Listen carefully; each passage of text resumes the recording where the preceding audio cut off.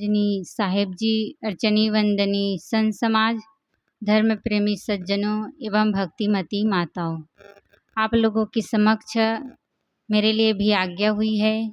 आज्ञा पालन हेतु सदगुरु कबीर साहेब जी के एक साखी के आधार पर अपना विचार रखने जा रहे हैं। सदगुरु कबीर साहेब जी साखी में कहते हैं, संशय सब जग खंडिया, संशय खंडे न कोय, संशय खंडे सो जना जो शब्द विवेकी होय। सदगुरु कहते हैं कि संशय, संदेह एवं अनिश्चय ने संसार के सारे मनुष्यों के मन को भ्रमित कर दिया है। इस संशय एवं संदेह से वही व्यक्ति बच सकता है जो शब्दों का विवेकी हो। मनुष्य के जीवन में 3 प्रकार के संशय होते हैं, आधि भौतिक संशय, आधि दैविक संशय और आध्यात्मिक संशय। हम पहले आधि भौतिक संशय पर विचार करते हैं। आधि भौतिक संशय है प्राणियों पर। जैसे पति है तो अपनी पत्नी पर यदि पत्नी दूसरे पुरुष से हंस हंस कर बातें करने लगी, उसको देखकर उसके पति के मन में संदेह हो जाता है कि कहीं इसके साथ चक्कर तो नहीं चल रहा है। और पत्नी के मन में अपने पति के लिए भी संदेह होता है। संदेह इस प्रकार करते हैं कि यदि वे रोज काम में जाते हैं और लेट से घर आते हैं तो पत्नी के मन में भी होती है कि कहीं इसके दूसरे लड़की के साथ कहीं चक्कर तो नहीं चल रहा है। और माता पिता को अपने बच्चों पर संदेह होता है कि बच्चे अपने जो हमारे बेटे हैं वह अपने पत्नी के अधीन तो नहीं हो जाएगा, हमारा बुढ़ापा में सेवा करेंगे कि नहीं करेंगे।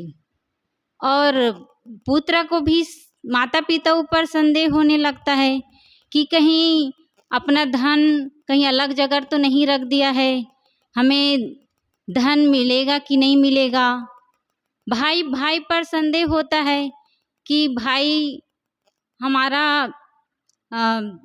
अधिकार छीन न ले, हमें धोखा ना दे दे।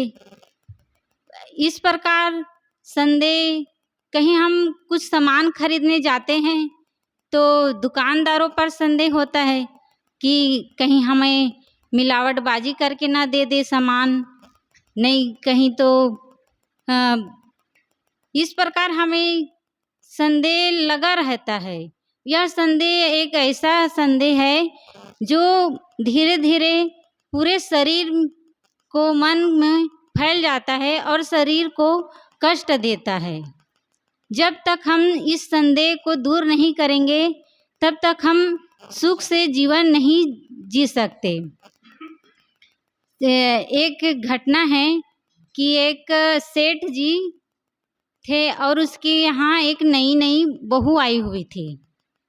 तो उसी गांव में एक घी बेचने वाला व्यक्ति आया। तो उस जो सेठ जी थे वे घी खरीदने लगे। जो घी तौलते समय, बर्तन में रखते समय वह घी का 2 बूंद नीचे में घी जो है टपक गया। तो जो उसकी जो नई बहू थी वह बर्तन लेकर आई थी तो वहीं खड़ी देख रही थी। तो इतने में जो घी नीचे में टपका था तो उसको सेठ जी ने अपनी उंगली से हाथ में मल लिया। यह सब उसकी जो नई बहू थी वह देख रही थी। तो उसके मन में संदेह हो गया कि मेरे ससुर कितना कंजूस है। इस प्रकार वह सोचकर बीमार पड़ जाती है। अब सेठ जी बहू जब बीमार पड़ गई थी तो उसके इलाज के लिए डॉक्टर बुलाए, लेकिन डॉक्टर के बुलाने पर भी, दवाई देने पर वह जो बहू थी वह ठीक नहीं हुई। तो कुछ दिन के बाद में एक वैद्य जी आए जो नाड़ी वैद्य था।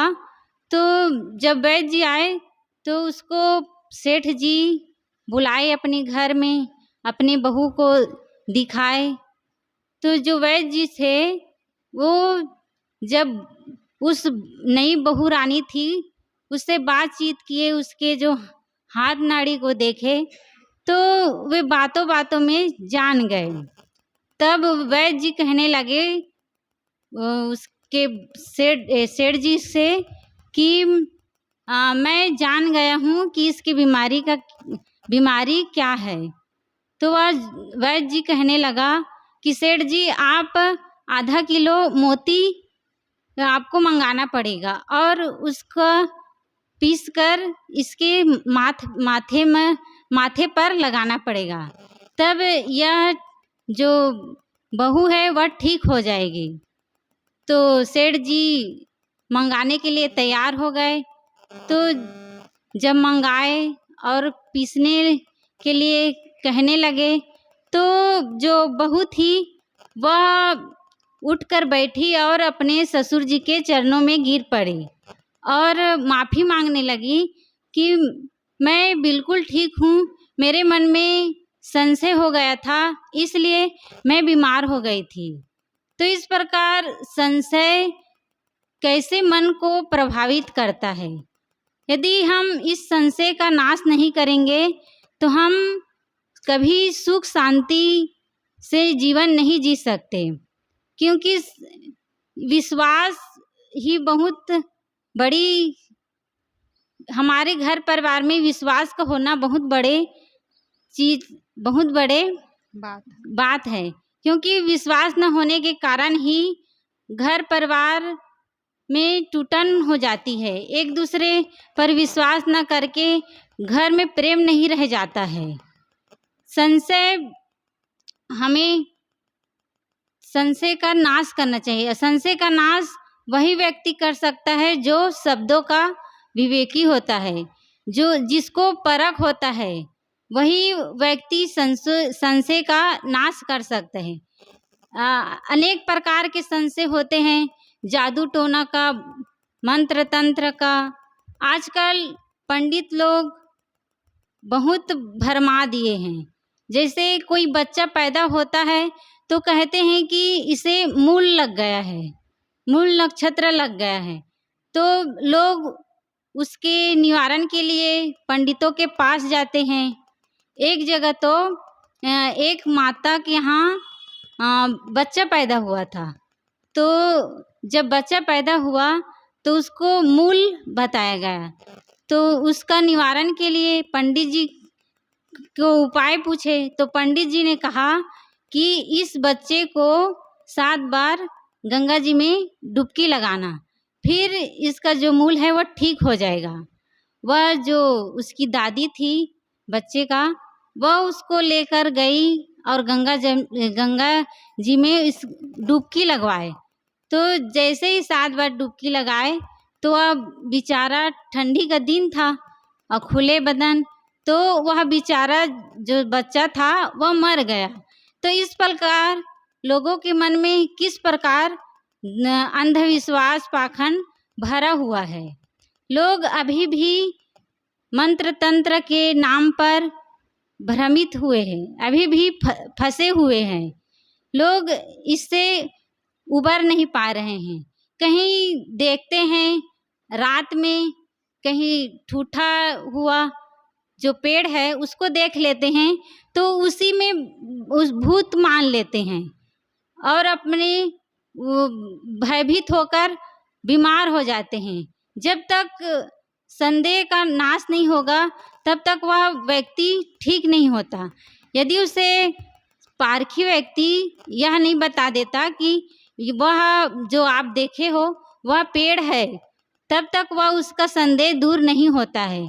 तो इस प्रकार लोग संशय में, संदेह में डूबा हुआ है, इसीलिए जीवन भर वह दुख ही भोगता रहता है। तो यह तो हुआ भौतिक के अधिभौतिक संशय। अधिदैविक संशय होता है, जैसे यह जड़ प्रकृति है, इसे किसने बनाया, चांद सूर्य या फूलों का खिलना, इस प्रकार यह प्राकृतिक सौंदर्य है, इसमें संदेह होता है। लेकिन जो विवेकवान होते हैं वह जानते हैं कि यह प्रकृति के धर्म, गुण, क्रिया, इन सब से यह दिन रात होता रहता है। यह परिवर्तनशील है, यह आदि से अंत तक ऐसा चलता रहेगा। और आध्यात्मिक संशय है। आध्यात्मिक संशय कि मैं अंश हूँ कि अंशी हूँ, व्याप हूँ कि व्यापक हूँ, इस प्रकार मैं अपना कल्याण कर सकूँगा कि नहीं कर पाऊँगा, इस प्रकार आध्यात्मिक संशय होता है। लेकिन जो विवेकी होता है वह जानता है कि मैं इन सब से परे शुद्ध आत्मा, शुद्ध चेतन हूँ, मैं अपना कल्याण कर सकता हूँ।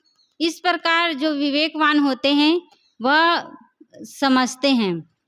लेकिन संसार में ऐसे भी लोग हैं जो कहते हैं कि राजा सागर के पत्नी के एक साथ 60,000 बच्चे पैदा हो गए और उसे घी के घड़े में डुबाए गए तो वे